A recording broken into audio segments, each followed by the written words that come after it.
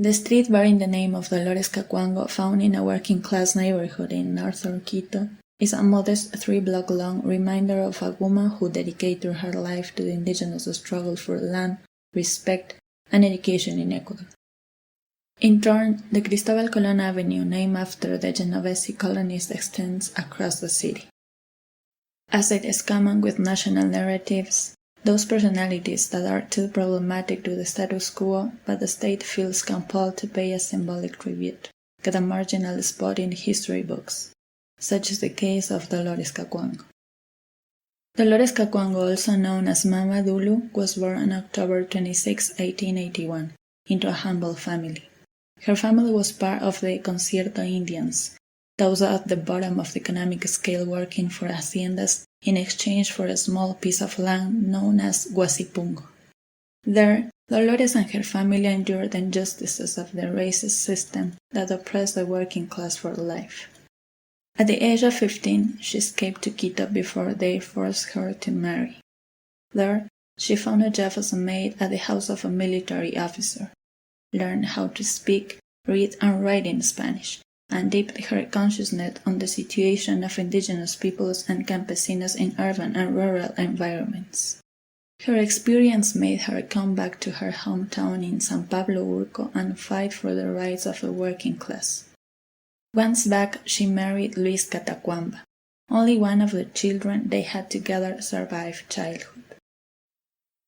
Her first political experience and something that marked her life was when an indigenous man from her community of 𝐒𝐏𝐏𝐏𝐿, Juan Albamocho, discovered that there were laws that protect the indigenous population. Albamocho disguised himself as a beggar and begged for alms in capital at the door of lawyers' offices while he listened to their conversations. One afternoon he returned to his community in 𝐒𝐏𝐏𝐿 and shouted out what he had heard, that there were laws for the indigenous people. From that moment on, the indigenous population wanted to know about them in order to defend themselves from the abuses and discrimination they suffered. In 1926, the people of 𝐒𝐏𝐏𝐿 stood up against the selling of their community lands to a rich landowner, shaping future indigenous movements.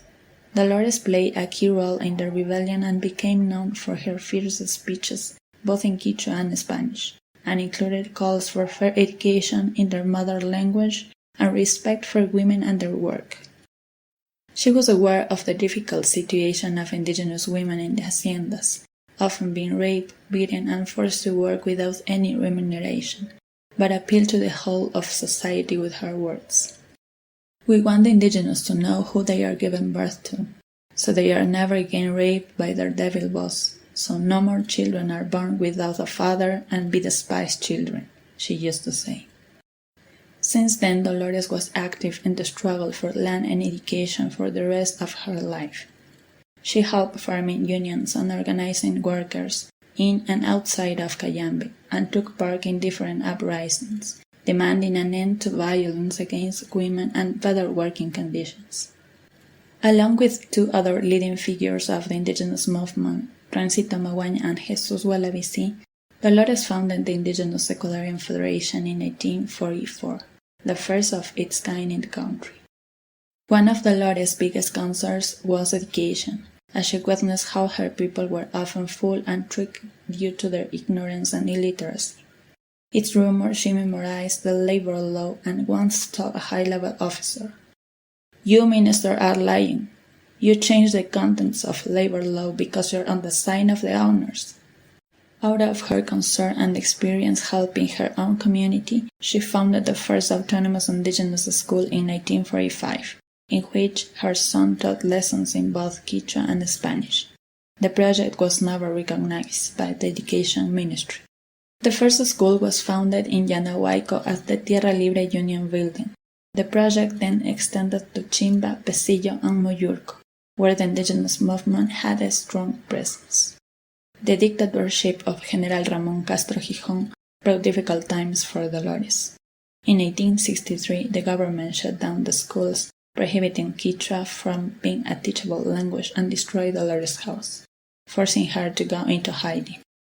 She continued her activities against all odds, visiting partners in struggle during the night and supporting undercover movements, as the government looked for her. After a year of underground activities and a strong pressure from the people, the regime of 𝐒𝐏𝐏𝐏𝐿 decided to implement an agrarian reform. Despite being far from perfect, Dolores decided to support it and marched with more than 10,000 indigenous people from Cayambe all the way to Quito, to show the strength of the indigenous movement at the time, and gave a historical speech at the university seat.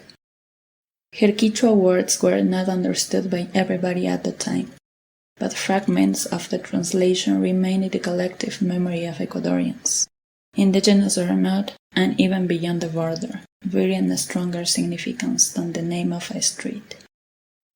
We are like the grass of the mountain that grows back again after being cut, and as a mountain grass we will cover the world.